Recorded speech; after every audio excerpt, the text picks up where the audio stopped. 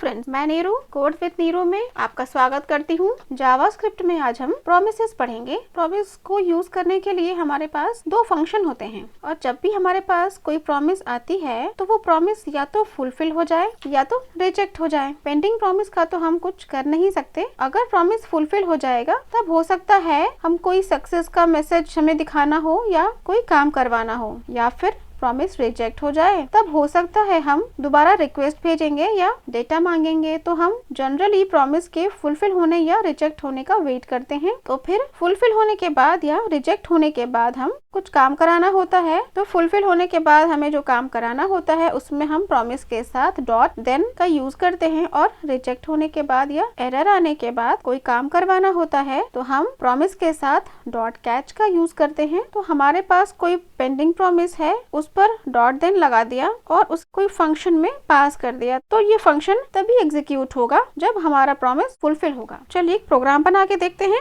Const get promise return new promise resolve comma reject. अब यहाँ पर हम कंसोल डॉट लॉग करा लेते हैं आई एम अ प्रॉमिस, और यहाँ पर इसे रिजॉल्व करेंगे। यहाँ पर हम देंगे success let promise equal to get promise. अब यहाँ कंसोल डॉट लॉग में देखिए प्रोग्राम हमारा बन गया है। अब हम इसे सेव करेंगे और रन कराएंगे। देखिए प्रिंट हो रहा है I am a promise, promise resolve, और यहाँ पर तो I am a promise print हो गया है, लेकिन जब हमारा प्रॉमिस रिजॉल्व होगा तभी ये यहाँ पर आएगा और ये प्रॉमिस रिजॉल्व प्रिंट होगा।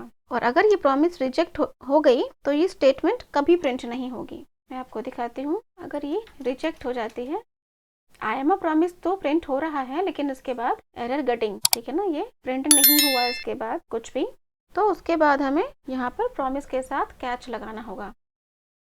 देखिए यहाँ पर हमने प्रॉमिस के साथ डॉट कैच लगा करके कंसोल डॉट लॉग में प्रॉमिस रिजेक्टेड लगा दिया है। चलिए अब हम इसे सेव करते हैं और रन करा के देखेंगे। I am a promise, promise rejected, और उसके बाद गेटिंग एरर।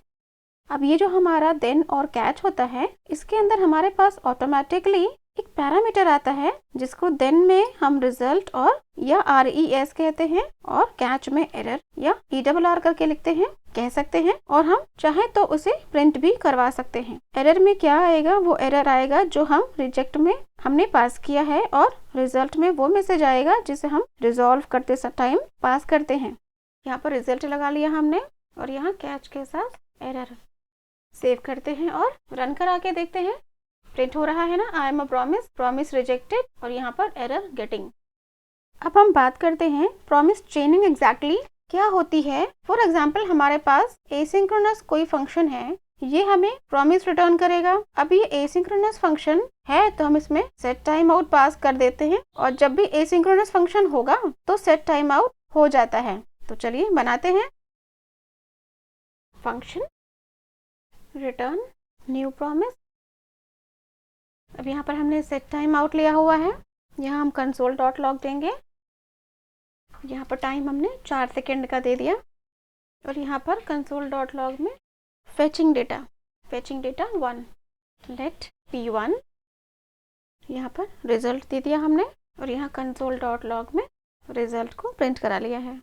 देखिए प्रोग्राम बन गया है। इसे हम सेव करते हैं और रन करा के देखते हैं। देखिए फेचिंग डेटा, फिर डेटा 1, फिर एसिंक्रोनाइज फंक्शन कंप्लीटेड। मैं इसे फिर से रिफ्रेश करके दिखाती हूँ। देखिए पहले फेचिंग डेटा, फिर 4 सेकंड के बाद डेटा 1 और फंक्शन कंप्लीटेड। हमने यहाँ पर 4 सेकंड का टाइम दिया है ना, इसलिए हमारा डेटा 1 4 सेकंड के बाद प्रिंट हो रहा है। मैं आपको फिर से रिफ्रेश करके दिखाती हूँ। देखिए पहले फेचिंग डेटा, फिर 1 2 3 4 डेटा 1 फंक्शन कंप्लीटेड। अब हम इस प्रोग्राम को कॉपी करते हैं।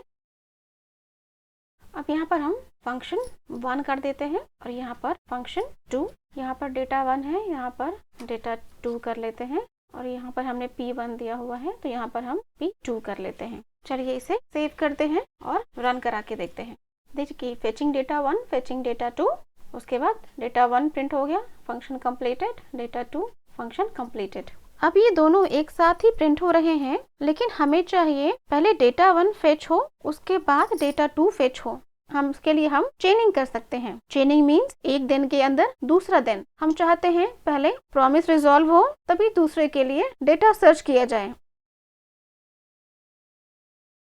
सेव करते हैं और रन करा के देखते हैं। देखिए फेचिंग डेटा 1, 4 सेकंड के बाद data 1, fetching data 2, function completed, फिर डेटा 2। देखिए मैं इसे फिर से रिफ्रेश करती हूँ। देखिए पहले फेचिंग डेटा 1 प्रिंट हुआ, फिर फेचिंग डेटा 2 फेच हो रहा है और यहाँ पर फंक्शन कंप्लीटेड हो गया और अब ये डेटा 2 भी प्रिंट हो गया है। जो काम हम पहले कॉल बैक से कर रहे थे वही काम हम प्रॉमिस से भी कर सकते हैं। सेम काम हम करने की कोशिश कर रहे हैं, पर प्रॉमिस वाले सिंटैक्स थोड़ा सा इजियर लगता है कॉल बैक से। चलिए इस सिंटैक्स को हम थोड़ा सा और सिंप्लीफाई कर सकते हैं। देखिए हो गया, हमारा सिंटैक्स थोड़ा सा इजियर हो गया पहले से। अब इसे हम सेव करेंगे और रन कराएंगे। देखिए मैं रिफ्रेश करती हूँ। देखिए फेचिंग डेटा 1 प्रिंट हो रहा है, फेचिंग डेटा 2, फिर डेटा 2 प्रिंट हो गया। मैं रिफ्रेश करा के देखती हूँ। देखिए फेचिंग डेटा 1, 4 सेकंड के बाद डेटा 1 प्रिंट हुआ, फेचिंग डेटा 2 और इसके 4 सेकंड के बाद डेटा 2 प्रिंट हो गया। ठीक है, सेम ही काम हो रहा है, जैसे पहले हो रहा था वैसे ही काम हो रहा है। ठीक है, इसी तरह से प्रॉमिस चेनिंग वर्क करती है। चलिए हम एक और प्रोग्राम बना के देख लेते हैं।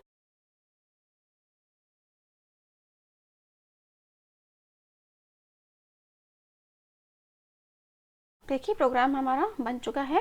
अब इसे हम सेव करेंगे और रन करा के देखते हैं। रिफ्रेश कराती हूँ मैं। देखिए हमने 5 सेकंड का टाइम आउट दिया हुआ है। देखिए डेटा 1 और सक्सेस प्रिंट हो रहा है। अब इस प्रोग्राम में हमें गेट नेक्स्ट डेटा नहीं चाहिए, तो इसे हम हटा देते हैं और यहाँ पर टाइमिंग हम थोड़ा सा कम करते हैं। अब यहाँ पर हम गेट डेटा 2 बना लेते हैं। चलिए इसे सेव करते हैं और रन कराते हैं। देखिए मैंने रिफ्रेश किया है, data 1 success, data 2 success print हो रहा है। अब इसे हम थोड़ा सा और सिंप्लीफाई करते हैं। देखिए बन गया है हमारा प्रोग्राम। इसे हम सेव करेंगे और रन कराएंगे। देखिए इसे हम रिफ्रेश करते हैं। देखिए डेटा 1, फिर डेटा 2, डेटा 3 और फिर सक्सेस। डॉट देन के अंदर हम एक और डॉट इन लगा रहे हैं, इसे ही हम प्रॉमिस चेनिंग कहते हैं। अब यहाँ पर हम एक कंसोल डॉट लॉग लगा लेते हैं।